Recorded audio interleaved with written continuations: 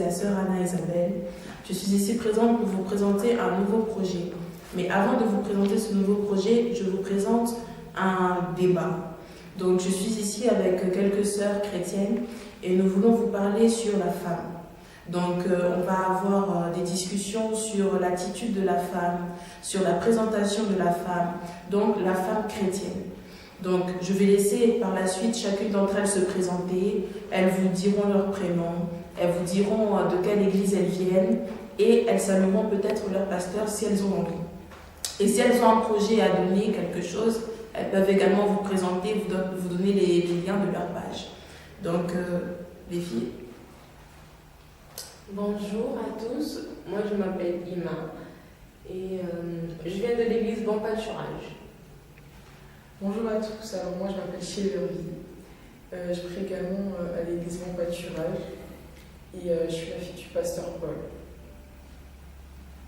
Bonjour, moi c'est la sœur Vernice et je prie à l'église de Christ pour tous et je salue le pasteur Capella. Bonjour, moi c'est Salem, je prie à l'église Bon Pâturage et je salue le pasteur Paul. Bonjour, moi c'est Natalia, je suis de l'église Bon Pâturage, je suis chantre à l'église Bon Pâturage et je salue le pasteur Paul. Voilà, donc ce sont mes invités du jour. Je les ai choisis parce que ce sont des sœurs chrétiennes qui sont vraiment des bons exemples que j'ai vus et qui ont quand même une bonne connaissance qu'elles peuvent apporter et influencer pour vous qui nous suivez sur les réseaux sociaux. Donc certaines d'entre elles sont chantres, d'autres jouent des instruments de musique, d'autres sont protocoles. Moi personnellement je suis prédicatrice et je suis protocole dans mon église Bon Pâturage. Je salue le pasteur Paul Mungu ainsi que la docteure Nora. Donc en ce moment nous allons parler sur la femme et pour commencer mon débat, je poserai des questions et chacune des sœurs se présentera pour répondre et donner une réponse qui serait plutôt agréable. Mais nous restons toujours dans le modèle que nous avons Jésus-Christ et c'est pour ça que nous avons la Bible ici pour vérifier des versets si c'est nécessaire. Donc la première question que beaucoup de personnes se posent est: qu'est-ce que la femme chrétienne? Alors les filles, selon vous, qu'est-ce que la femme chrétienne? Avant tout, moi je dirais que la femme chrétienne c'est une femme qui est au service de Jésus. C'est une femme convertie, c'est une femme selon la Bible, comme on peut en voir, il y a plusieurs femmes dans la Bible qui nous montrent l'exemple, comme Esther, Ruth et bien d'autres. C'est surtout celle qui représente le Christ et également l'Église. Elle respecte Dieu. Et elle obéit aux recommandations du Éternel. À travers sa façon d'agir, à travers sa façon de penser, on a envie de suivre ce qu'elle fait. Elle respire Jésus. Et c'est pas seulement la femme qui se dit chrétienne, mais la femme en qui on peut voir des fruits qui peuvent représenter Christ. Voilà. Donc, selon les sœurs, la femme chrétienne, c'est celle qui représente Christ, c'est celle qui dégage la nature de Christ. Alors, pour moi, la femme chrétienne, c'est la femme qui a la nature de Christ. Parce que si nous voyons dans le livre de la Genèse, la Bible nous dit que Dieu créa l'homme à son image. Et plus tard, nous voyons que la femme est sortie de l'homme. Et puisque l'homme est dans l'image de Dieu, forcément la femme également est dans l'image de Dieu. Et la femme chrétienne, c'est celle qui représente Dieu. C'est celle qui influence le monde selon la façon de Dieu. C'est ça la femme chrétienne. Mais maintenant, on pourrait également se demander, quelle est l'apparence que la femme chrétienne doit avoir, selon vous? Expliquez-nous comment la femme chrétienne doit être vue, si la femme chrétienne doit être comparée à la femme païenne, si la femme chrétienne doit avoir l'apparence de la femme d'autres convictions. Comment est-ce que nous, les chrétiennes, on doit être vues? Moi, je dirais que la femme chrétienne, c'est sûr, elle doit se différencier de la femme païenne. On doit voir ces différences dans son comportement, dans sa façon de s'habiller, dans ses actions. Donc, on ne peut pas dire juste que la femme, il y a juste une chose qui peut différencier. Il y a plusieurs choses qui différencient une femme chrétienne d'une femme païenne. On peut parler déjà de sa façon de s'habiller, elle n'est pas provocatrice, je dirais. C'est une femme qui respire quand même une certaine pudeur. C'est pas celle qui est là pour se montrer, parce que dans ce monde, la plupart des femmes, elles veulent montrer leur atout, des choses comme ça, elles veulent plaire, mais la femme chrétienne, chrétienne, elle se respecte avant tout et elle respecte son image. Donc, comme ça, c'est une façon de la reconnaître. Bérénice, qu'est-ce que tu en penses? Moi, je suis d'accord avec tout ce qu'elle a dit. Pour moi, l'apparence d'une femme chrétienne, elle doit se distinguer des autres femmes. Elle ne doit pas être comme les femmes du monde. Parce qu'on a tous été créés à l'image de Dieu. Donc, quand on est chrétien, on est censé porter Christ en nous et donc refléter l'image de Christ. Donc ça vient avec plus Après, il n'y a pas que la façon de s'habiller, parce que les femmes ne sont pas chrétiennes, qui s'habillent très bien, c'est ça. C'est ça. Je veux dire que c'est un des éléments. On ne peut pas dire qu'il n'y a que ça qui représente. Mais même dans la façon de se comporter, parfois tu peux être très bien habillé. Lorsqu'on te voit, on a envie de t'approcher, mais une fois que tu commences à parler, on voit que tu es quelqu'un qui agresse, tu n'es pas quelqu'un d'agréable. Voilà. La femme chrétienne, elle doit être, pour moi, elle doit donner envie de lui parler, elle doit donner envie de. Quand on la voit, on va avoir envie. Si on a une question à lui poser, on sait qu'on peut lui poser la question sans souci. Elle saura nous répondre avec douceur.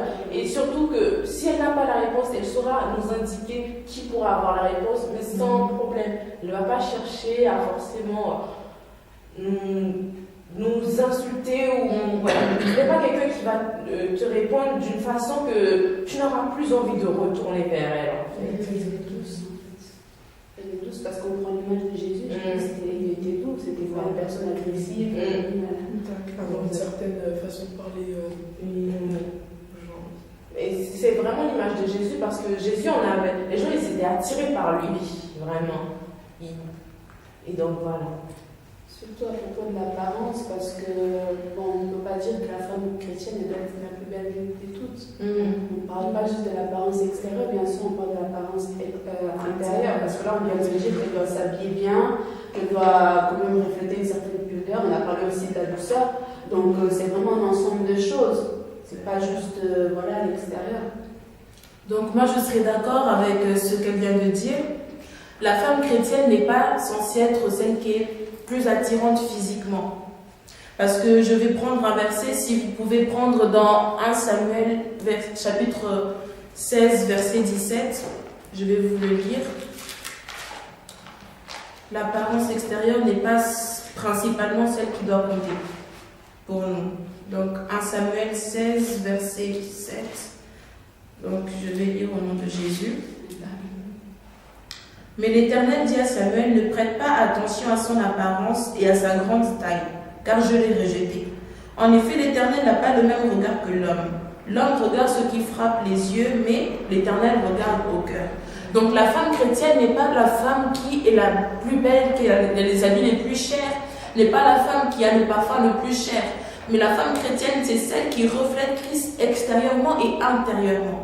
Donc c'est ce que les sœurs ont essayé de nous expliquer. Si Salem aussi, tu es d'accord avec ça? Oui, je suis d'accord avec ça. Oui, donc la femme chrétienne, c'est celle qui dégage quelque chose de spécial, qui n'est pas seulement bien vêtue, parce qu'on a dit que la femme chrétienne doit être bien vêtue. Mais ce n'est pas seulement le vêtement qui est important chez la femme chrétienne, mais son comportement également. Comme on a dit que Jésus était un Jésus doux. Notre Jésus, il est doux, il n'est pas agressif. Si je peux juste rajouter à ce propos, c'est également une différence qu'on peut faire, parce que si on se compare, on vient de dire que la femme chrétienne doit faire la différence. Si on voit les personnes qui sont dans le monde, ils ne pensent pas forcément à cette différence parce qu'ils sont plus dans cette volonté d'attirer en fait. Alors que la femme chrétienne, elle n'est pas obligée d'être la plus belle de toutes, alors que dans le monde, tout le monde veut être beau. Si on voit dans les réseaux sociaux, tout le monde veut être beau, peut mettre les choses les plus chères, les maquillages les plus chers. Alors que nous, on n'a pas forcément besoin de ça pour attirer. Donc c'est très important à noter pour les jeunes chrétiennes que pour refléter Jésus, ce n'est pas seulement l'apparence, mais l'apparence aussi compte. On ne dit pas que l'apparence ne compte pas, on dit que l'apparence compte, mais l'intérieur aussi doit être propre. Donc maintenant, nous sommes dans des débats vestimentaires. Comme on a parlé d'apparence extérieure, j'aimerais que les sœurs nous parlent de certains types de vêtements qu'on utilise de nos jours. Parce qu'il y a beaucoup de vêtements qui sont soi-disant dit à la mode, je ne sais pas si on peut dire ça comme ça. Il y a beaucoup de vêtements qui sont à la mode, mais est-ce que nous, les chrétiennes, on peut utiliser ces vêtements? Est-ce que les sœurs, vous pouvez nous parler de la jupe? Parce que la jupe a plusieurs types de jupes. Quel type de jupe, nous, en tant que chrétienne, on peut mettre pour se différencier des autres? Il y a plusieurs sortes de jupes. Lorsque tu dis plusieurs sortes, tu parles de court, long. À vous de nous expliquer c'est quelle jupe que nous, on doit mettre. Avant tout, on ne peut pas dire qu'il y a vraiment un type de vêtements, de jupes qui sont pour les femmes chrétiennes. On peut s'habiller, on peut porter tout tant que ce n'est pas provocateur, tant que ce n'est pas exagéré, tant que ce n'est pas pour attirer ou faire pécher les hommes. C'est pas comme ça. C'est pas mérité. Voilà. Comme on l'avait dit tout à l'heure, une femme chrétienne doit s'habiller avec pudeur. Donc je pense pas qu'une femme chrétienne pourrait venir à l'église avec une jupe, mini-jupe. Donc quand on s'habille avec pudeur, c'est donc un minimum bien s'habiller. Alors une jupe qui arrive au moins jusqu'aux genoux, à la place d'une jupe qui est au long qui monte. D'accord. Parce qu'on doit savoir que c'est vrai, lorsqu'on a une jupe, des fois ça a tendance à monter aussi. Surtout quand je t'assois. On doit tenir compte de la jupe debout et assise. Donc si debout déjà c'est très court, assis, on ne sait pas jusqu'où ça va arriver. Donc nous en tant que chrétiennes, on met des jupes, oui, on met des jupes parce que les jupes ce n'est pas un vêtement qui est interdit, mais c'est un vêtement qui doit être mis avec modération. Donc nos jupes peuvent être des jupes qui sont au-dessus du genou, des jupes qui arrivent au genou, et ça dépend également de la morphologie et de la taille de la personne. Je ne peux pas dire à une personne de mettre une jupe qui est au-dessus du genou si cette personne fait 1m79. Donc si cette personne est très grande, elle va mettre une jupe qui sera conformément à son corps. Mais à part ça, si on peut rajouter en fait une partie historique, on peut parler aussi par rapport, ça dépend aussi du temps que tu vis. Il y a certains peuples, dans une certaine époque, beaucoup diraient que voilà, c'est pas bien de montrer les chevilles. Beaucoup diraient que oui, il faut mettre la jupe jusqu'aux chevilles, c'est les meilleures jupes. D'autres vont dire non, jusqu'aux genoux. Il faut voir selon l'époque. En fait, avant, il y a très longtemps, dans le Moyen-Âge, si je peux dire, c'était mauvais, par exemple, de mettre une jupe où on voit la cheville. Je ne sais pas si vous êtes au courant. Pour eux, c'était vulgaire.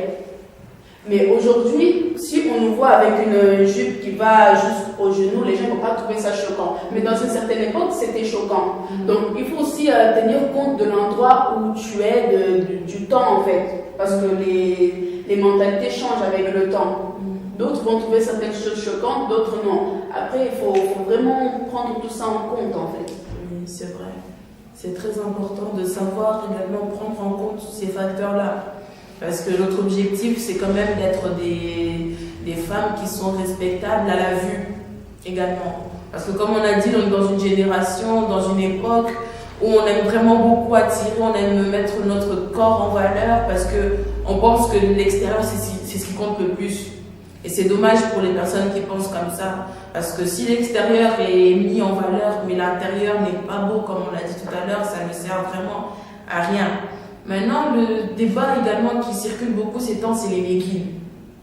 Alors, est-ce qu'on peut nous parler des leggings?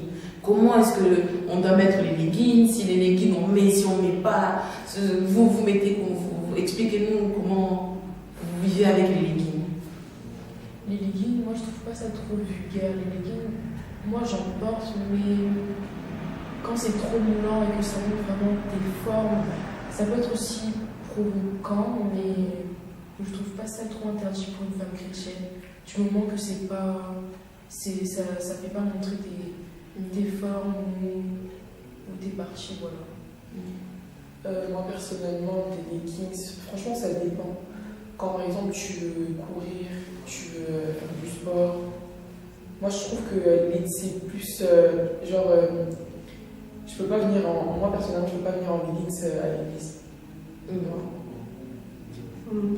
Ça dépend des endroits, franchement leggings. Leggings c'est pas pantalon, c'est des jeans, c'est vraiment un vêtement qui montre assez les formes souvent.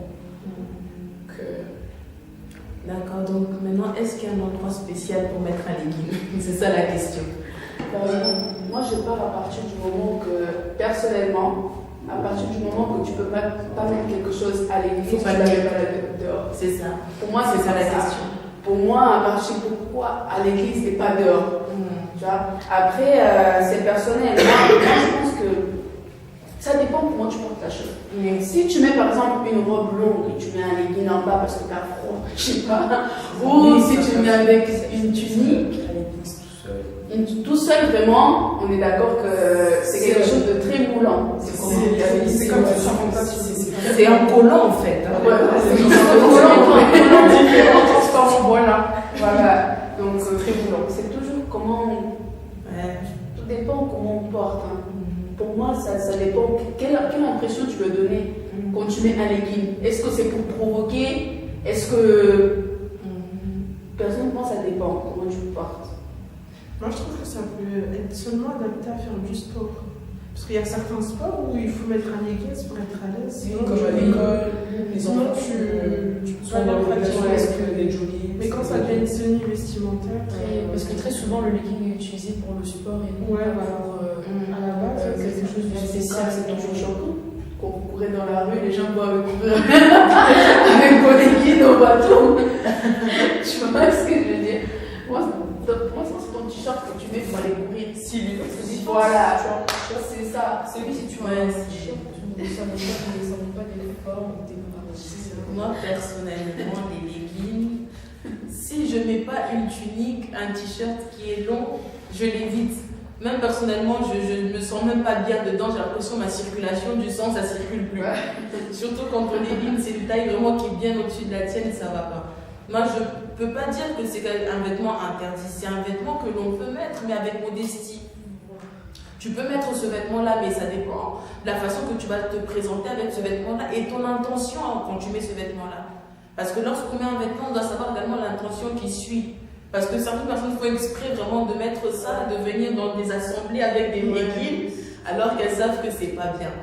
Personnellement, pour moi, pour nous, on s'est mis d'accord que ça ne va pas. La génération chrétienne d'aujourd'hui, les chrétiens de nos jours doivent, les chrétiennes, doivent changer parce que maintenant il y a aussi des leggings pour garçons. Ça c'est quelque chose d'autre. C'est pas ça. Il y a également des leggings pour garçons, c'est la nouvelle mode. Mais maintenant si on parle de leggings qui ne va pas, maintenant les slim, parce que c'est une matière en jean maintenant. C'est une matière en jean et maintenant il y a des pays qui interdisent le slim parce qu'il y a beaucoup de gens qui meurent parce que les tailles sont trop serrées, la circulation sanguine n'est plus bonne. Maintenant, qu'est-ce qu'on parle des slims trop serrés, des slim leggings maintenant? Des slim très skinny, très skinny. Bon, à partir du moment où, par exemple, tu fais du 38 et que tu prends un slim 32, c'est un peu abusé. Et c'est ça. C'est pour ça aussi qu'il y en a, il y a des pays qui s'interdisent parce qu'il y en a, ils font exprès de prendre. Ils exagèrent, voilà. Non.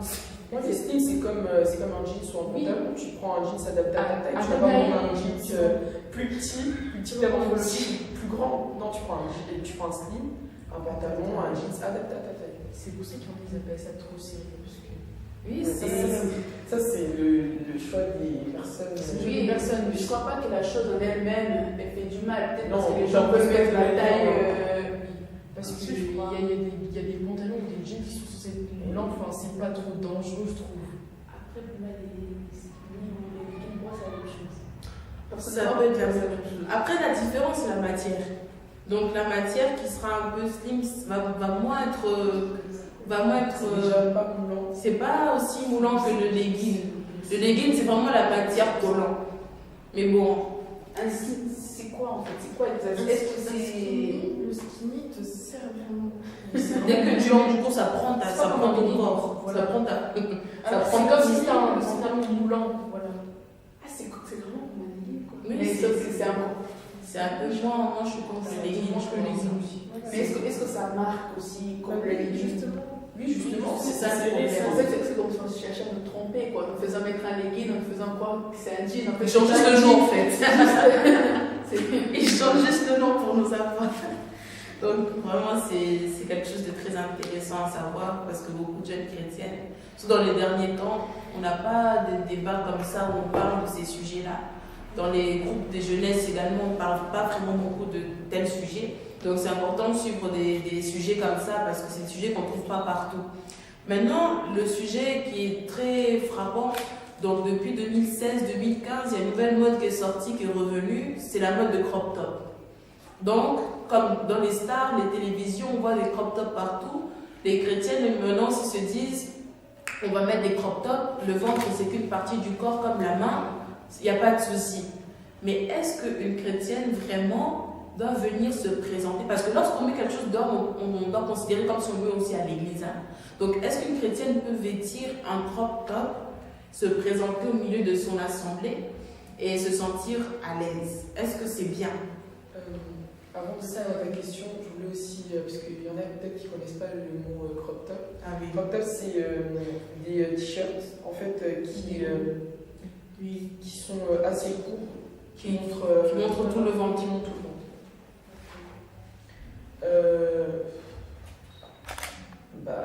Franchement, les crop tops, si c'est un vêtement que tu ne peux pas mettre à l'église, tu ne peux pas le mettre non plus dehors. Tu ne peux pas te présenter chrétienne et mettre des crop tops. Et mettre des crop tops, simplement. Il faut se sentir gêné pour venir à l'église. Avec un crop top, je sais pas. Ah oui, voilà, c'est ça. Après aussi, quand tu as parce qu'il y a des pantalons aussi de taille haute qui montent vraiment au niveau du ventre. Et à partir du moment si vous avez un crop top en fait qui cache le ventre, ça va pour vous. Oui, parce que ça dépend des crop tops. Si tu peux mettre ça avec une jupe haute Qui cache. ou un jeans taille haute qui cache, ben, pour moi c'est pas vraiment mal. Hein. Mais si on voit vraiment ton ventre et que ça montre ton ventre, ben c'est que t'es bizarre alors. Tu passes devant, tu montes ton ventre, t'es à l'aise comme ça, tu te caches. Pour moi c'est bizarre. Enfin, non.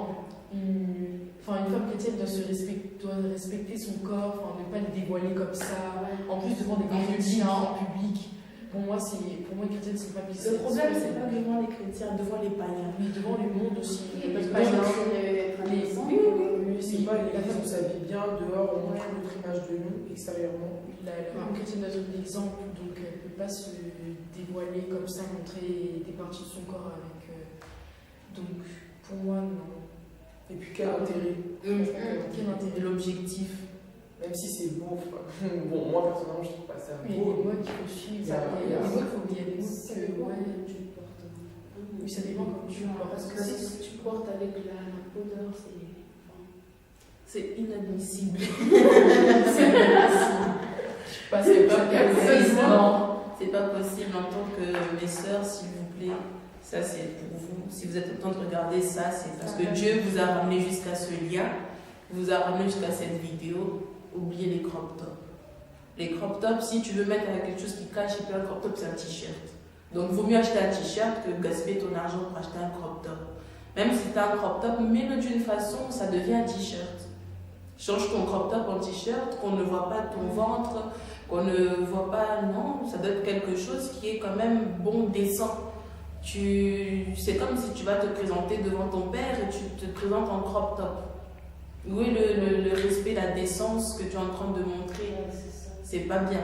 Quand tu t'habilles, il faut te dire, là je m'habille, si mon père serait devant moi, il n'y a pas de souci. Maintenant, pour les chrétiennes, que leur père aussi disent rien, ça c'est autre chose. Après, on ne peut pas vraiment bannir les choses. Moi, je pense qu'on peut mettre d'une autre façon. Avec un outil à l'intérieur. Avec un autre, voilà. Mais il ne faut vraiment pas qu'on voit. Parce que, sincèrement, des fois, j'ai déjà essayé, parce que c'est là, je parle personnellement du vécu. J'ai déjà essayé de mettre un crop top en me disant, mais même, des fois, on met même avec des pantalons taille haute ou jupes taille haute, mais ça apparaît quand même. Tu mets un body dedans. Oui, il y a quand même un espace. Ouais, il y a quand même un espace. Même le petit espace, ça c'est beaucoup. Oui, c'est beaucoup. Tu vois, ça fait travailler les esprits. Donc, si tu mets avec un body à l'intérieur, c'est parce que peut-être il y a des gens qui aiment des crop tops, peut-être qu'ils ne peuvent pas bannir ça complètement de leur armoire, mais. Ils ont que ça dans leur armoire. Voilà. C'est une obligation, c'est pas une question de bannir les crop tops. Voilà. Les crop tops, c'est vraiment pas interdit, ça dépend. Si vous aimez vraiment les crop tops, il n'y a pas de souci. Ça avec la débardeur. Mais si vous avez par exemple un pantalon taille haute, vous pouvez mettre un crop top, on ne voit pas votre. Voilà, c'est ça. Le problème, c'est que le créateur du crop top, son objectif, c'est qu'on voit le ventre. Voilà.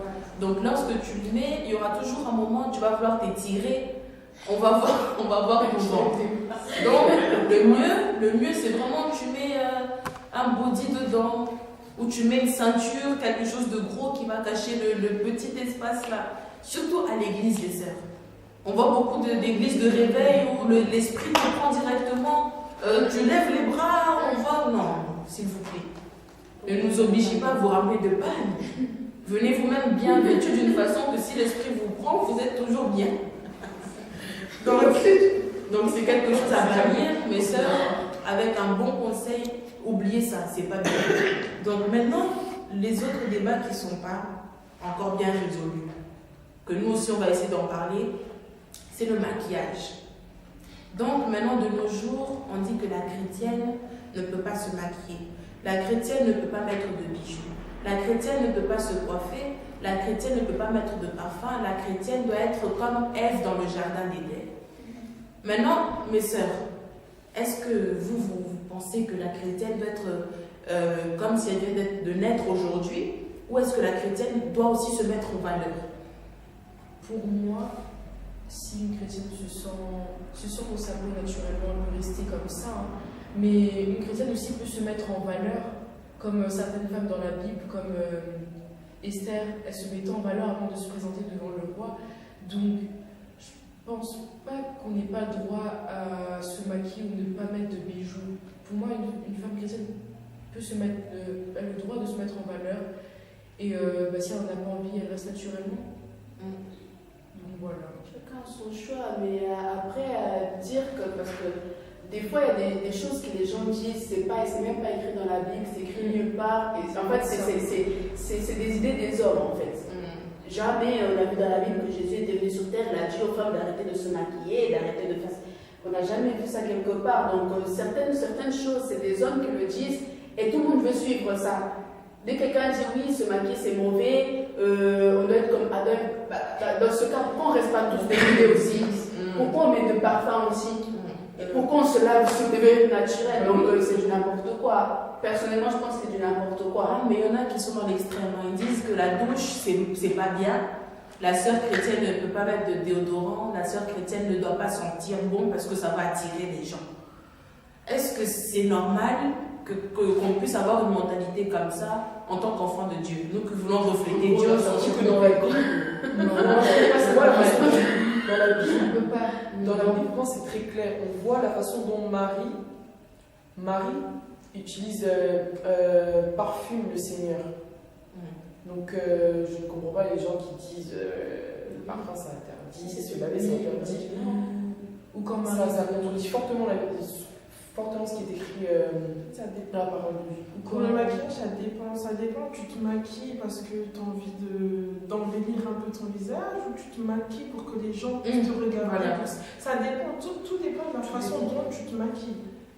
Moi, ça m'arrive, par exemple, des fois quand je me maquille, je prends toujours cette habitude, quand je me maquille, je me regarde dans le miroir.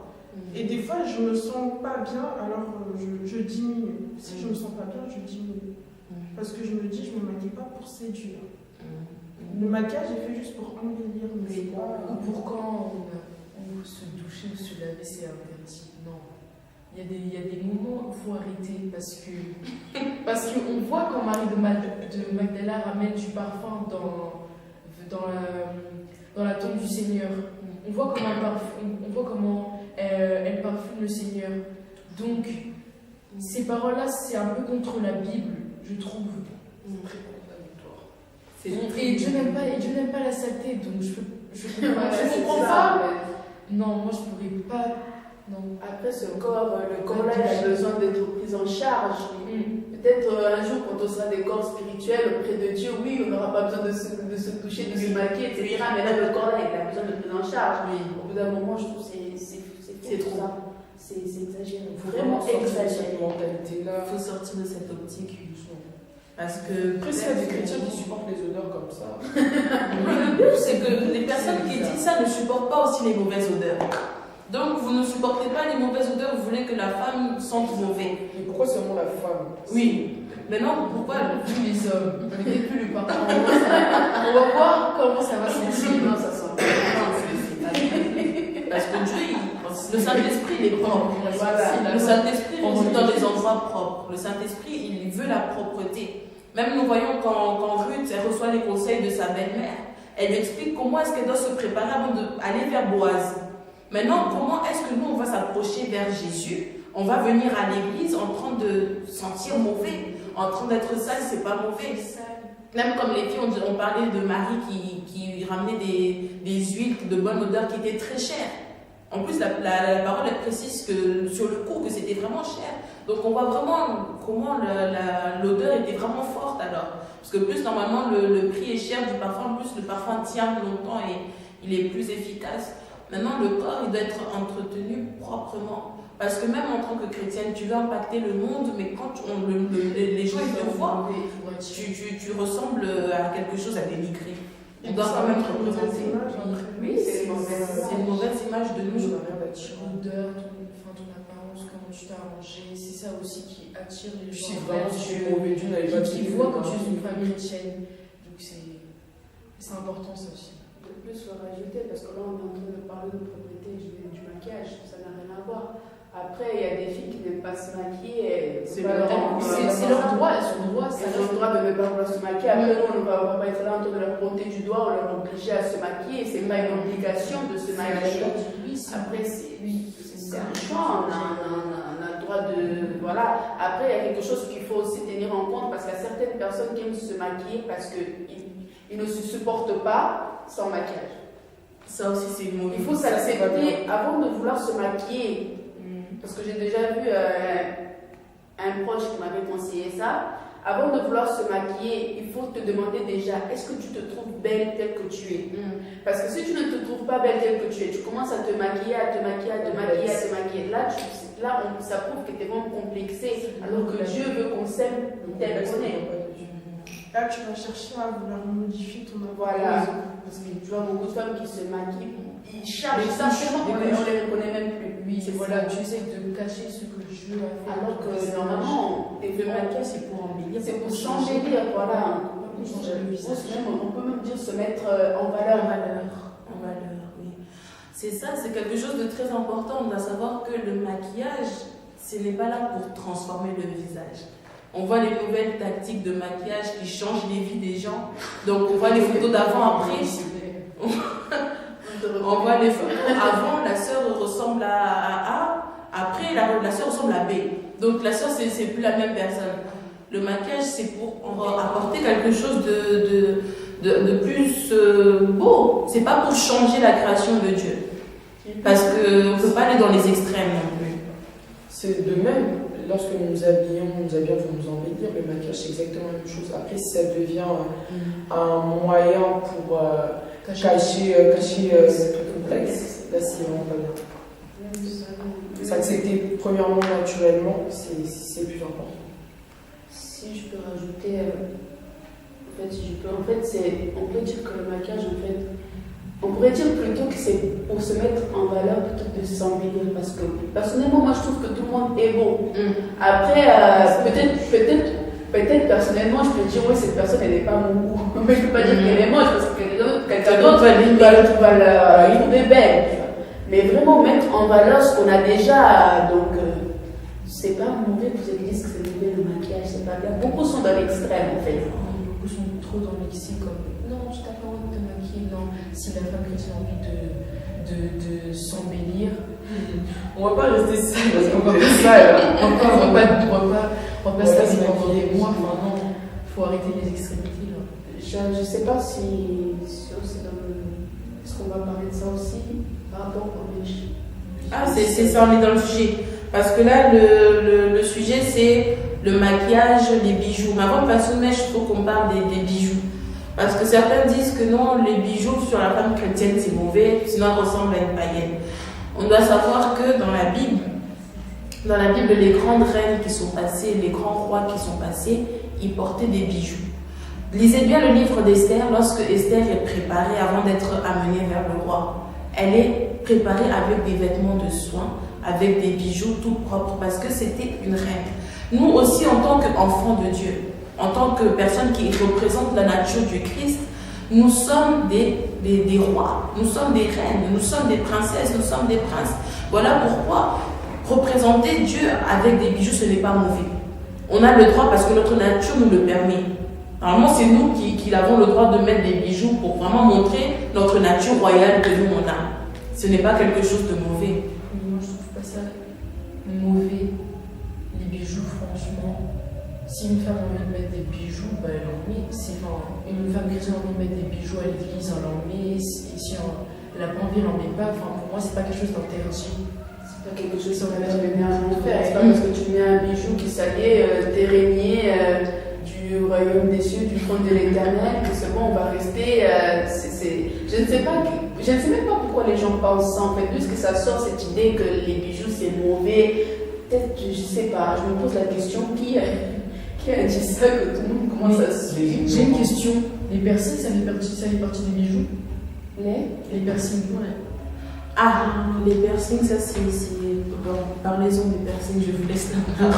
Bijoux, c'est pas interdit. Mais à partir du moment où tu te perces, moi je trouve ça trop choquant. Faut préciser, parce que normalement, nous, on a des boucles d'oreilles, on est piercings. C'est un piercing. Oui. Ça, c'est un piercing. Mais maintenant, quel piercing? Précisez bien, précisez bien. Les genres de piercings dans les sourcils, ou les piercings dans le nez, il y en a même sur les lèvres, dans la langue. Ah, dans le nombril, ça c'est un extrême. Parce que dès que tu mets un piercing dans ton nombril, forcément tu dois le montrer avec des crop tops. Donc, tu mets un piercing. Tu ne dois pas montrer son ventre. Voilà, Donc, c'est un piercing sur le nombril. Moi, je vais rajouter que ça dépend du temps que tu vis et de l'endroit où tu es. Aujourd'hui, par exemple, dans la société d'aujourd'hui, on nous fait comprendre que les piercings c'est mal vu. Maintenant, dans une certaine époque, avant, il y avait bien des gens qui portaient des espèces de gros. Ah non, je ne sais pas si vous avez. Ça dépend des traditions. Ça dépend, parce que nous, on vit autant qu'on vit. Là, on est. Par exemple, juste un exemple. Aujourd'hui, si vous voyez un homme avec une jupe, ça va choquer certaines personnes. Mais à l'époque, c'est tout ce que les hommes portaient. Donc, personnellement, pour moi, ça dépend de l'époque où tu vis et de l'endroit où tu es, qu'est-ce qu'on parle dans ces sociétés. Parce que si aujourd'hui, dans la société, après, je sais pas, pour moi, tout dépend. Parce que tout ce que je sais, c'est qu'à l'époque, il y avait beaucoup de femmes qui portaient des anneaux sur. Ça dépend je pense. Après, je sais pas, Pas partout, mais c'est vrai que j'aimerais bien vous poser la question, est-ce que la Bible parle de piercings ou des... Parce que je sais que ça parle des tatouages. La Bible parle de tatouages, normalement. La Bible, c'est pas quelque chose, dans la Bible, c'est pas quelque chose qui a accepté le tatouage, c'est écrit sur la peau. Le piercing, je ne sais pas, parce que pour moi, il devrait ça piercing. Je pense aussi, je pense, selon moi, je ne suis pas dans les pensées de Dieu. Comme vous l'avez dit, les boucles d'oreilles aussi, c'est un piercing. Donc, si Dieu interdisait ça, on le porterait pas. On le porterait pas. Moi, je pense surtout que c'est aux gens de se dire aussi, de se demander si, quand je me perce le nombril, est-ce que c'est montrer son ventre? Voilà. Or, Après, personnellement, je pense que c'est une question de choix. Moi, personnellement, j'arriverai pas à percer quelque chose qui serait très visible dans mon visage. Les oreilles, peut-être pour le mettre en valeur, je pense, pour mes oreilles. Parce qu'il y a des personnes qui ont d'autres trous sur les oreilles, on ne peut pas condamner ça parce qu'ils en ont déjà un. Mais dès que ça commence à être partout, tu commences à être troué de partout, ton corps commence à être vraiment... Non. Moi, personnellement, ça doit être une question de conscience aussi. Oui. Pour conclure sur cela, selon nous, donc, le piercing, cela dépend de l'intention qu'il y a derrière. Est-ce que tu es en train de chercher à édifier quelqu'un avec ça ou pas? Parce que comme nous voyons dans la Bible, il y a écrit que tout est permis, mais tout n'est pas utile. Donc, avec quelle utilité tu vas te faire un piercing, par exemple sur la langue, non. Ça dépend de... Peut-être si c'est quelque chose de symbolique, de traditionnel, on ne sait pas. Mais personnellement, pour nous en tant que chrétiens, on éviterait quand même un peu, on essaierait d'être à peu près, comment on peut dire, pas plus simple, Discret. mais que ça soit un peu discret, pas avoir quelque chose de grand sur les visages, mais un truc de plutôt simple. Et cela dépend donc de l'intention avec laquelle tu utilises ton piercing. Et comme Nathalie nous a fait savoir tout à l'heure, nous devons également parler des extensions capillaires. Donc, si les filles peuvent nous expliquer un peu sur les mèches synthétiques, naturelles, si c'est bien, si c'est mauvais, si avoir ses cheveux, bon, expliquez-nous à peu près ce que vous pensez de tout ça. J'irais pareil pour le maquillage. C'est toujours la même chose. C'est la même chose. C'est pas empêché de porter C'est la même chose. Une mèche brésilienne, naturelle ou synthétique, c'est pas empêché pour une chrétienne, je trouve. Puisqu'on voit plusieurs qui mettent des perruques. Non, c'est pas empêché. C'est comme le maquillage en fait. Moi, c'est le même opinion que le maquillage, c'est pas empêché. Pour moi aussi, comme elle a dit, c'est pas un péché, mais il faut quand même s'accepter avec ses cheveux naturels. Sinon, ça devient un complexe. On veut ressembler aux brésiliennes, on veut ressembler aux blanches, on veut ressembler.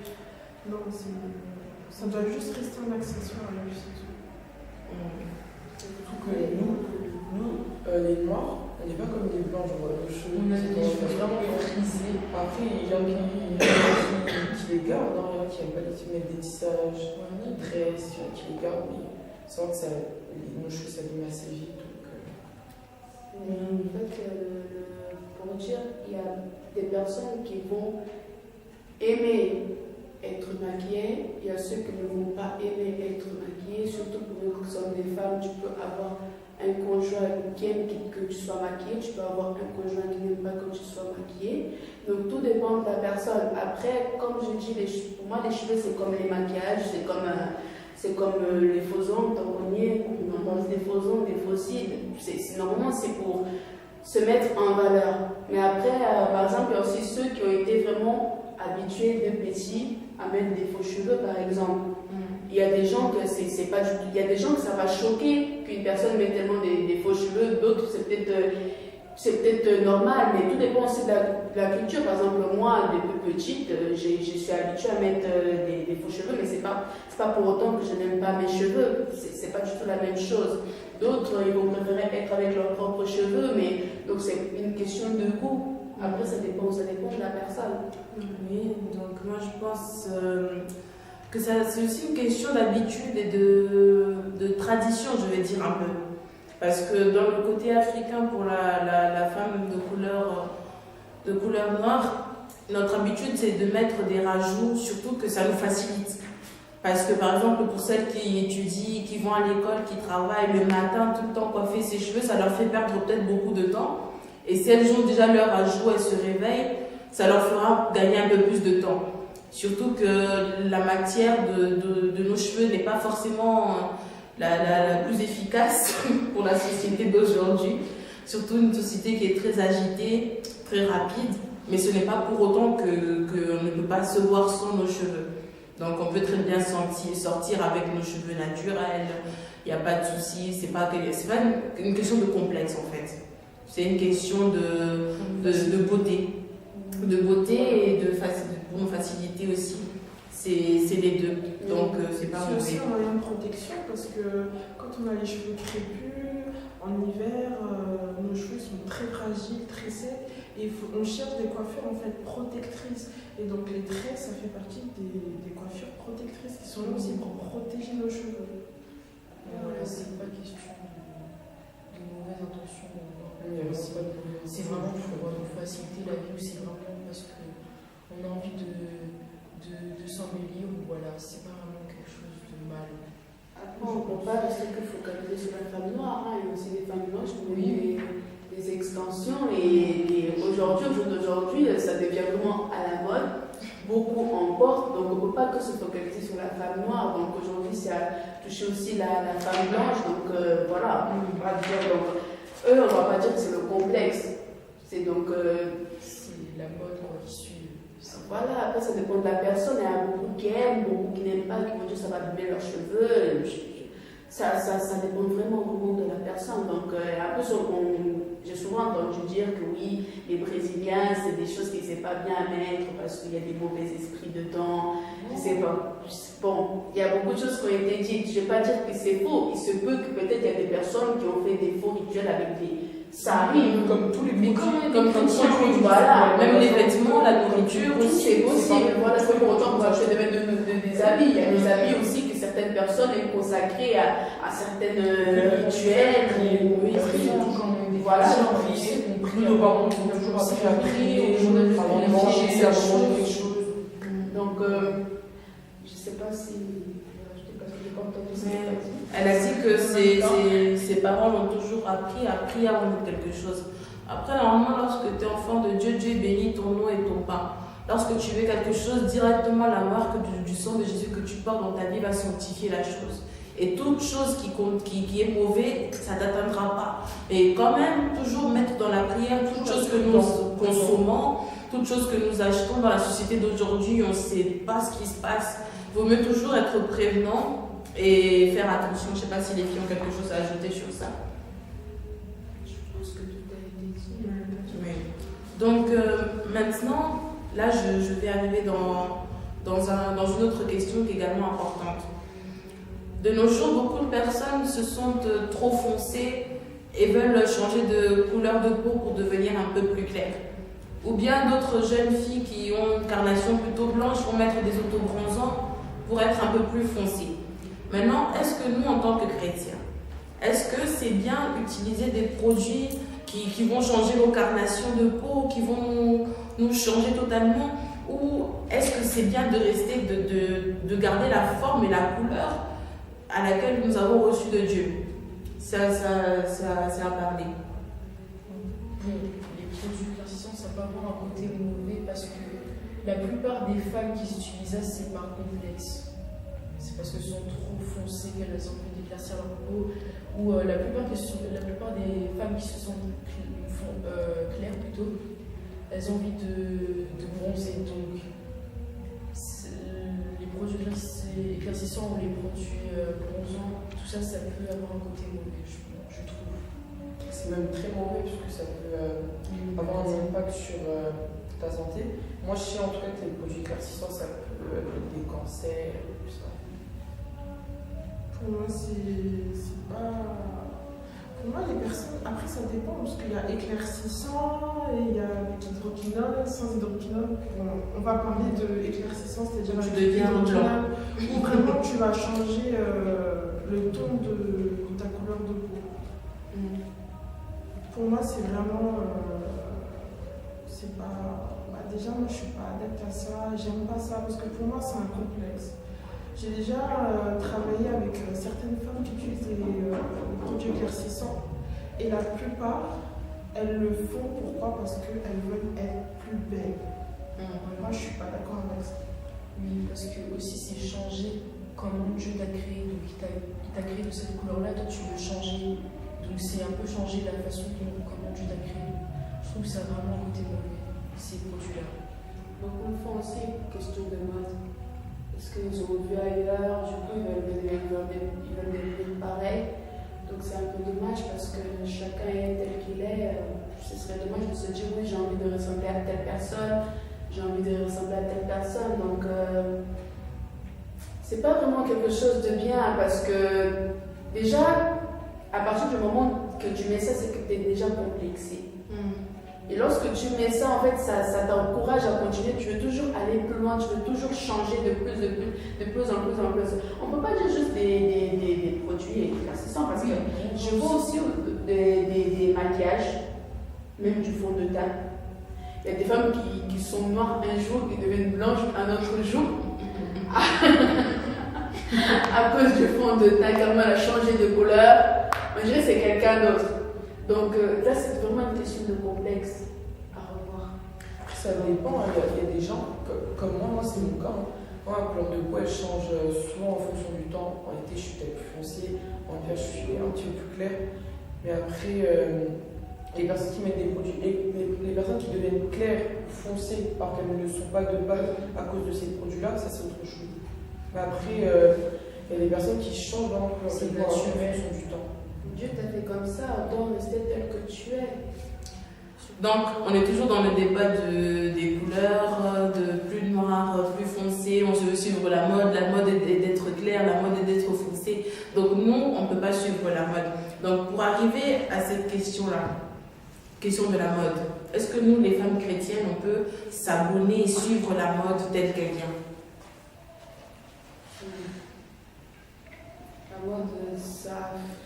En fait, il ne faut pas se laisser aller à la vanité de la mode. Parce que la mode, sincèrement, tout ce qui est vaniteux, c'est pas pour nous. Aujourd'hui, quelque chose est à la mode, tu as mis de l'argent, tu as mis beaucoup d'argent, parce que comme c'est à la mode, forcément, voilà, on demande plus cher, tu mets beaucoup d'argent, et arrivé demain, la chose n'est plus à la mode.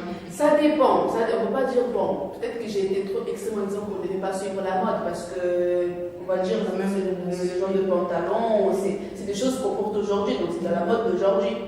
Et il y a 5 années en arrière, on ne portait pas forcément ce genre de pantalon, par exemple. Maintenant, on est vraiment trop focalisé dedans. Ça veut dire que la chose vient d'arriver. Il faut que limite, on ne dort plus, on ne mange plus, parce qu'il nous faut la chose. Là, c'est exagéré. En fait, il faut vraiment une vie d'équilibre dans tout ce qu'on fait, qu'on soit équilibré, vraiment. Des fois, beaucoup sont trop dans l'extrême, en fait. On peut très bien mettre certaines choses, parce que les habits là, si je mets aujourd'hui, c'est parce que ça voilà, c'est des habits d'aujourd'hui. Maintenant, il faut voir comment, en fait. Il y a des gens qui font carrément de la mode leur dieu, en fait. Oui. Ils vivent que à cause de la mode. Donc, tous les jours, il y a des gens, même, ils ne donnent même pas manger à leur enfant à cause de la mode. Parce qu'il faut cet habit, il faut ça, il faut ça. Pourquoi on ne va pas l'amener avec nous, les habits, en fait? Ils devront rester sur Terre. Ça dépend comment les gens font. Certains exagèrent, surtout les créateurs de mode, ils savent très bien comment nous manipuler. Au bout du moment, on devient vraiment des marionnettes, des créateurs de mode. Vraiment, on n'est pas né pour ça, en fait. On est des instruments de Dieu, donc voilà, je sais pas ce que vous voulez rajouter. Vous en pensez quoi, les filles? Je suis d'accord, une femme ne devrait pas trop suivre ça, ni vivre dans l'excès avec ça aussi. Elle peut mettre les habits qu'on porte actuellement. Oui, ça, c'est pas un péché de porter les habits qu'on porte actuellement, c'est normal. Mais dépendre de la mode ou vivre dans l'excès, enfin, ça, c'est la priorité. oui, tu vois que la salle a besoin d'être payée, toi, tu gardes ton argent pour acheter ce qui est à la mode, en fait. Non, sérieusement, on demande la dîme. Toi, tu sais bien que tu as l'argent, mais tu gardes. iPhone X. Tu gardes pour acheter ce qu'il y a à la mode. Donc, il y a vraiment des moments où il faut arrêter de vivre dans l'excès, de dépendre de la mode. Il faut se mettre des limites. Oui, il faut limiter les choses. C'est vrai, la mode, on ne dit pas qu'on ne peut pas suivre la mode parce qu'on ne va pas se mentir, tout le monde met des jeans, tout le monde met des baskets, tout le monde. Bon. Mais le problème, c'est qu'en tant que chrétien, on ne peut pas aller dans l'absurde. Parce que comme on a déjà parlé de crop top, je sais pas quoi, il y a des modes qui viennent mais qui ne sont pas forcément pour nous. Mais maintenant, si la nouvelle mode, c'est de mettre des pantalons noirs, et si toi aussi tu veux mettre un pantalon noir, il n'y a pas de souci. Tant que ton pantalon noir n'est pas dans l'extrême et ne va pas te faire vivre que pour ce pantalon-là, il n'y a pas de problème. Mais maintenant, est-ce que la chrétienne doit être stylée? Parce qu'on dit que la chrétienne doit avoir juste un habit simple, passe-partout. La chrétienne ne peut pas avoir des pièces qui sont belles ou attirantes. La chrétienne doit être juste la femme qui met un rideau sur elle et sort. Qu'est-ce qu'on pense sur ça? Moi, je ne suis pas d'accord. Une femme chrétienne peut vraiment être stylée sans pourtant être choquante ou être provocante. Elle peut être stylée tout en étant normale et chrétienne, quoi. Elle peut être stylée, je trouve. On est dans une société où, quand on part par exemple au boulot, même moi, lycéenne, quand je peux faire des stages, les professeurs ou même la personne pour qui je travaille exige parfois que je t'habille bien. Voilà, donc pourquoi pas ne pas être comme ça à l'église aussi? Tu dois être stylé. Je sens très bien que quand tu vas à l'église, tu es présent devant Dieu, donc il faut être aussi présentable. Parce que quand tu tu l'aimes. Oui, parce que quand tu vas devant, par exemple, tes professeurs ou ton patron à l'église, ton patron au travail, tu veux être présentable. Donc, quand tu vas à l'église, tu vois que tu vas devant celui qui est au-dessus de toutes ces personnes, qui est au-dessus de tout ça. Donc, dis-toi que tu dois être vraiment présentable. Encore plus que quand tu te présentes devant ces hommes. Donc, voilà, il faut prioriser Dieu et la femme chrétienne ne doit pas se négliger. Il a le droit d'avoir son propre style de sa vie. Nous devons impacter pas seulement spirituellement, mais visuellement. C'est pas parce que beaucoup se disent, oui, la femme chrétienne, beaucoup ont ce cliché de la femme chrétienne, elle s'habille de telle manière, elle s'habille de telle façon, elle ne peut pas s'habiller comme les autres. Bon, c'est vrai, comme les autres, on ne peut pas, parce qu'il faut beaucoup s'habiller de certaines manières vulgaires, je peux dire ça comme ça. Donc, il faut qu'on montre quand même qu'on est propre, quoi. Qu'on est... Voilà, donc c'est pas mauvais. Donc, c'est vraiment très important parce que moi, mon combat de tous les jours, c'est pas seulement prêcher ou parler des réseaux sociaux de Jésus, mais quand les gens aussi me voient, ils voient quand même que je dégage quelque chose qui représente Jésus aussi. Quand on me voit, on va savoir que non, je ne suis pas juste la fille du coin, mais je suis la fille qui a quelque chose de plus. Parce que quand on voit une femme chrétienne, on doit savoir que cette chrétienne-là, même si elle ne montre pas son ventre, même si elle ne montre pas beaucoup de parties de son corps, mais elle arrive quand même à attirer les gens. C'est ça le mystère de la chrétienne. La chrétienne ne montre pas beaucoup de parties de son corps, mais elle attire quand même les gens. Lorsque la chrétienne sort du bus, même si elle n'est pas avec des vêtements moulants, les gens vont se retourner parce qu'elle a quelque chose de plus. Donc c'est ça, la chrétienne doit aussi impacter physiquement. La chrétienne doit aussi impacter physiquement, visuellement. Mais sans oublier qu'intérieurement aussi, ça doit compter comme on l'a dit au début. Maintenant, pour un côté plus profond de la femme. Il faut rajouter que tu as fait une page justement pour ça. Oui, justement. Donc l'objectif de la page aussi que je présenterai à la fin, c'est pour ça aussi. Parce que mon objectif, c'est de montrer que la femme chrétienne peut être une femme qui est dans la société du 21e siècle, mais qui est quand même différente et attirante et élégante et qu'elle est belle. Qu'elle est bien préparée, elle est soignée, elle a l'amour verni, elle a une belle chaussure qui est bien propre, bien nettoyée, il n'y a pas de terre de côté. Donc vraiment que ce soit une femme qui est magnifique et qui attire. Donc, je reviendrai sur ça plus tard. Mais maintenant, on veut parler du comportement de la femme chrétienne. Si on peut parler en vite fait du comportement de la femme chrétienne, ce que vous en pensez? Le comportement de la femme chrétienne doit être douce et ne pas être vulgaire dans son langage. Déjà, quand on la voit, on a envie de lui adresser la parole. Parce que c'est une femme chrétienne, donc elle doit être douce comme personne. Même dans son comportement, dans ses gestes, dans ce qu'elle fait, dans sa manière de parler, de regarder les gens. Oui. Parce que je vois des femmes chrétiennes qui dévisagent les gens qui regardent. Il y a même dans son regard. Franchement, voilà quoi. Si on peut aussi donner des exemples bibliques, si les filles peuvent un peu nous parler de femmes chrétiennes qui ont un comportement qui est bon à suivre.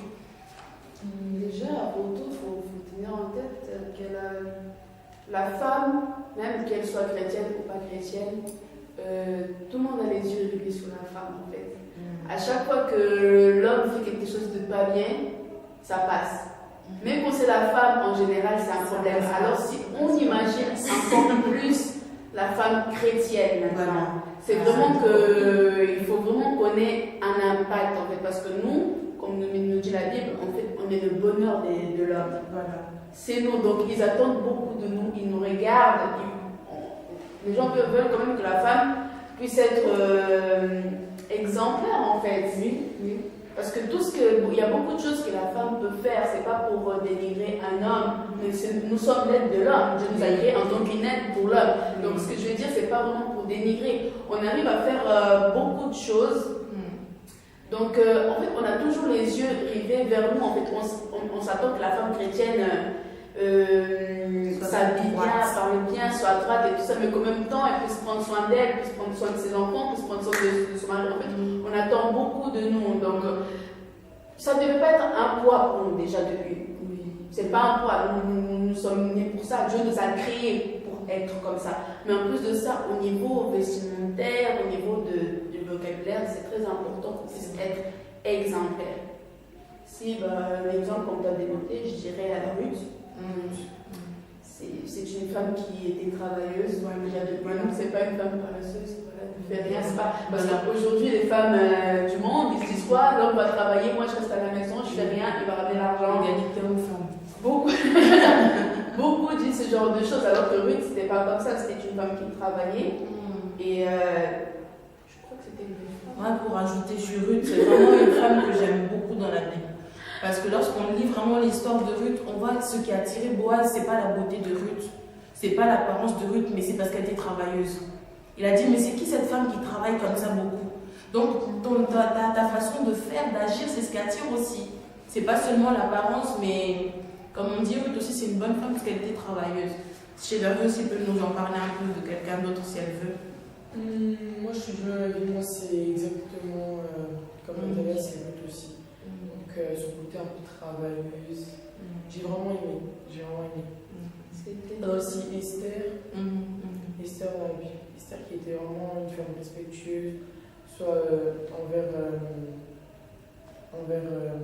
le roi et envers son peuple.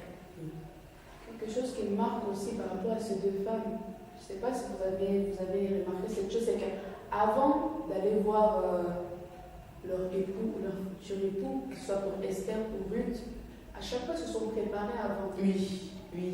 Donc ils se sont maquillés, se sont parfumés. Si on revoit dans cette histoire, avant que Ruth va voir Boaz, sa belle-mère, elle a dit, il faut que voilà, tu parfumes, tu te prépares. Donc comme quoi c'est très important aussi, parce que sinon on n'aurait pas fait cette focalisation sur se focus sur ça. Même Esther, elle a pris 1 an avant d'aller voir le roi. Donc, 1 an de préparation. Voilà. Donc c'est quand même important non seulement d'être travailleuse, donc d'être présentable, très soignée.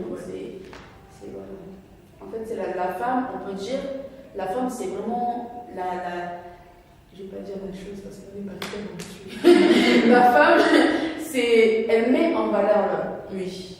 Si tu vois l'homme, même au jour du mariage, l'homme il est habillé très simple, mais quand la femme elle arrive, elle le met en valeur. Tous les regards sont c'est la femme.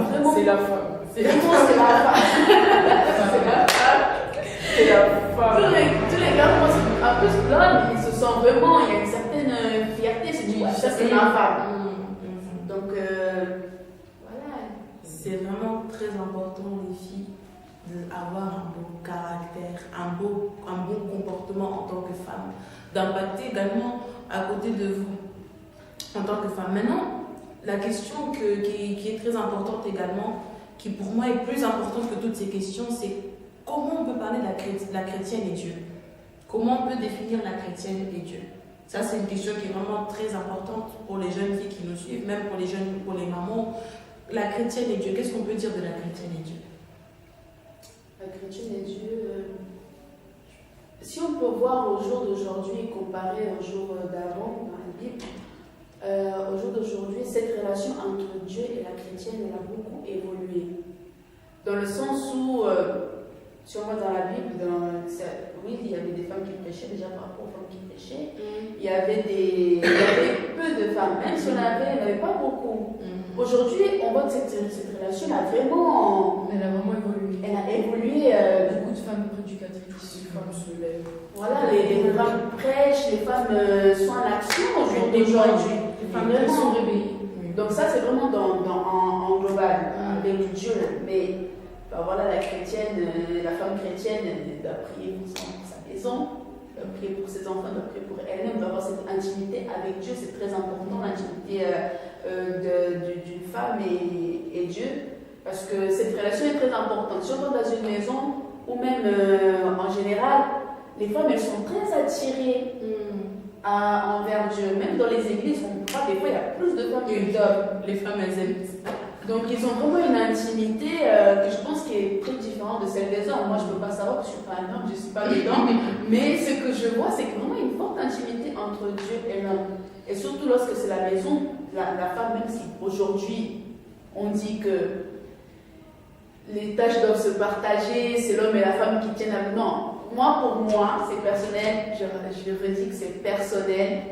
C'est la femme, elle aide vraiment à tenir la maison. Voilà. Ouais. C'est la femme qui tient la maison. Même si je ne vais pas dire, j'enlève pas la responsabilité ou l'autorité de l'homme. Parce que voilà, on doit être soumis à l'homme, mais au niveau du foyer, ce que je vois dans les couples chrétiens, la famille chrétienne, la femme, elle est debout, vraiment, elle est debout. Non seulement dans les tâches ménagères, non seulement dans l'éducation des enfants, etc., mais même dans la prière. Oui. Une femme, c'est la plupart du temps que moi j'ai pu voir, c'est que c'était vraiment la femme qui tenait par la prière la maison, tu vois. Beaucoup une femme C'est vrai, sans vouloir te couper, c'est vrai, parce que dans Proverbe 31, notre verset base, on dit que la femme sage bâtit sa maison. On ne dit pas que c'est l'homme qui bâtit sa maison, on dit que c'est la femme sage qui bâtit sa maison. Alors toi, en tant que jeune femme ou maman, je ne sais pas qui regarde cette vidéo, en tout cas, je m'adresse à toi. Toi qui es une femme, tu dois bâtir, pas seulement ta maison, mais tu dois bâtir en tout. La femme, elle aime trop se limiter en se disant que je ne peux pas créer, je ne peux pas entreprendre, je ne peux pas avoir de grands projets parce que je suis une femme. Non. C'est pas du tout ça. Lorsqu'on parle de bâtir, on parle d'entreprendre, on parle de créer, on parle de monter quelque chose. La femme, elle ne doit pas seulement être enfermée, mais elle doit impacter en tout. Aujourd'hui, nous voyons des grandes créatrices de mode. Ce sont des païennes, c'est vrai. Mais je les prends comme exemple parce que ce sont des femmes qui se lèvent avec courage pour bâtir des choses. On voit dans l'époque ancienne Marie. On n'appelait pas seulement Marie, mais on appelait Marie de Magdala. Parce que là, elle a impacté. Donc, c'est le village était à elle. On peut aussi également appeler Bernice de Metz, Chévervie de Nancy, Salem de Belgique, Natalia de Lyon, parce qu'on ne peut pas rester tout le temps caché. On doit avoir le courage de monter de grandes choses, de faire des choses toujours pour la gloire de Dieu, même des choses pour nous, parce que tout pouvoir nous a été donné. Dans le monde, on a le droit d'impacter, de dominer sur tout. Donc la femme chrétienne, c'est celle qui aime Dieu. La femme chrétienne, c'est celle qui aime Jésus. Et la femme chrétienne, c'est celle qui a une relation telle que Marie, la sœur de Marthe, avait une relation avec Jésus. Donc Marie, la sœur de Marthe et Jésus, c'était une grande histoire d'amitié. La femme chrétienne doit être l'amie de Jésus. La femme chrétienne doit être celle que lorsqu'elle prie, Jésus va l'écouter directement. Ça ne doit pas être la femme comme Marthe, que lorsqu'elle parle, Jésus prend encore du temps. Mais ça doit être une femme comme Marie. Donc lorsque Marie va voir Jésus, elle lui dit, mon frère est mort. Il pleure. Jésus pleure parce que Marie, sa copine, son amie, vient lui demander de l'aide. La femme chrétienne, c'est celle qui aime prier. C'est celle de Proverbe 31 qui se lève tôt le matin. Même si tu te lèves à 13h, c'est pas grave.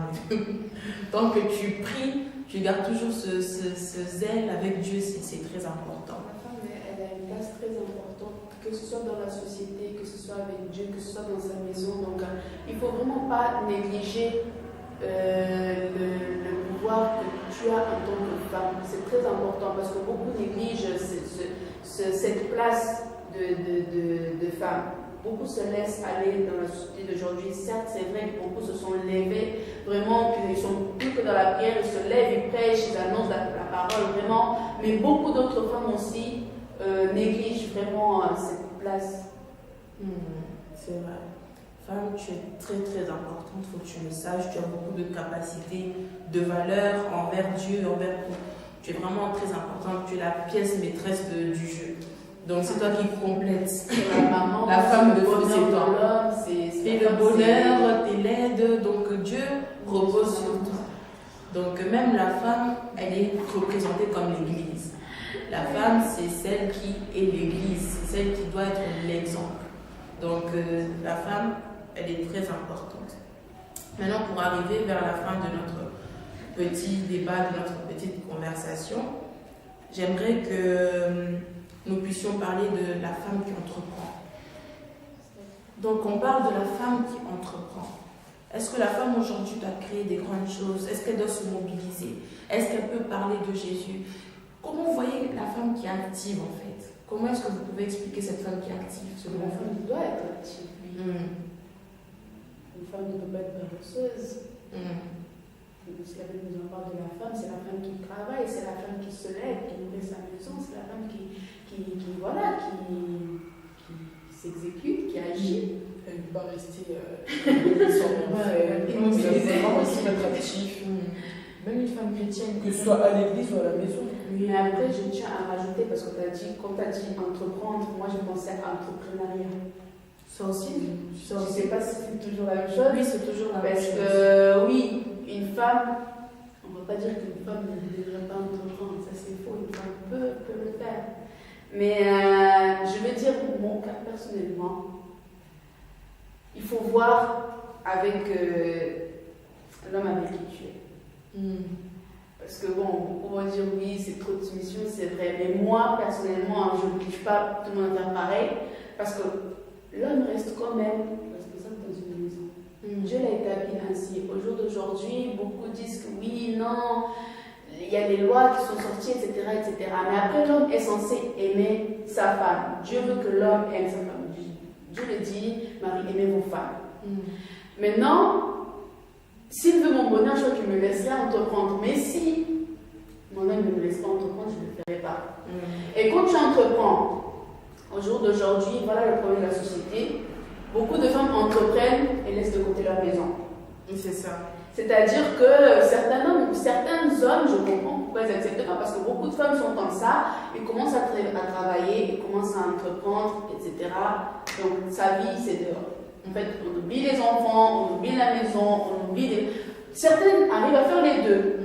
Mais lorsqu'on arrive à ce genre d'extrême où lorsqu'on travaille, on entreprend, tout ça, on laisse tout de côté, on ne s'occupe pas de tout ce que Dieu nous a donné, parce qu'on est censé quand même être l'aide de l'homme, aider l'homme aussi à la maison.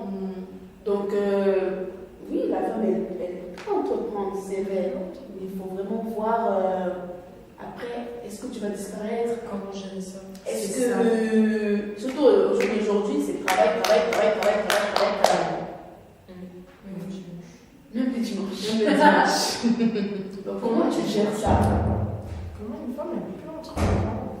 Mais avant toute chose, il faut toujours consulter la volonté de Dieu. C'est-à-dire qu'il ne faut pas qu'il y ait un impact négatif sur tes enfants, par exemple, ou sur le couple. Non, alors que si tu suis la volonté de Dieu, tu peux bien sûr entreprendre. Si c'est la volonté de Dieu, et il y aura toujours des solutions. Tu pourras toujours t'organiser dans ta vie de tous les jours. Pour les hommes qui me regardent, c'est pareil aussi, ils peuvent entreprendre, mais il faut suivre aussi la volonté de Dieu. Parce que beaucoup entreprennent. Après, c'est pas le choix de Dieu. Voilà, et pas comme ça. Non, sérieusement, je vous remercie beaucoup les filles d'avoir participé à cette petite émission. Donc, il n'y a jamais un sans deux. La prochaine fois, je pense qu'on essayera de varier les invités. Les filles aussi, si elles sont disponibles, on reviendra encore pour des nouveaux sujets que cette fois vous choisirez. Si vous voulez, vous nous envoyez vos sujets, quelque chose que vous voulez qu'on en parle, on va sélectionner si c'est édifiant ou pas. Donc, je vais les remercier vraiment d'avoir participé et profiter de vous présenter les réseaux sociaux. Je vous présenterai les miens avec les objectifs et si une des filles veut présenter son réseau, si elle a un projet à présenter également, ce n'est pas mal, c'est pas mauvais. Donc, ça va aider quelqu'un, c'est pas mauvais.